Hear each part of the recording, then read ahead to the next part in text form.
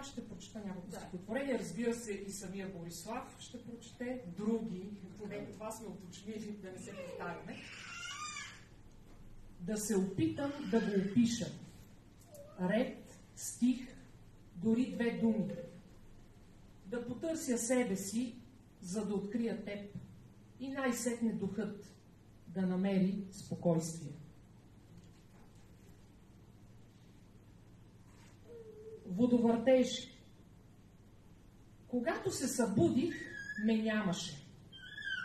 През затворените си очи гледах как светът прелита покрай мен. Разпилян на съставни части.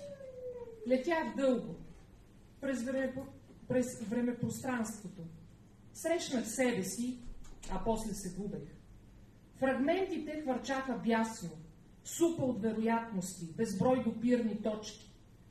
Взривове от първобитни ракети достигаха до мен, отекваха в плата и я разкъсваха, още преди да я има.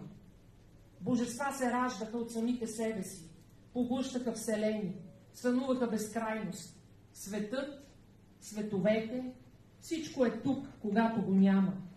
После светлина, един последен взрив и болката от поредно начало.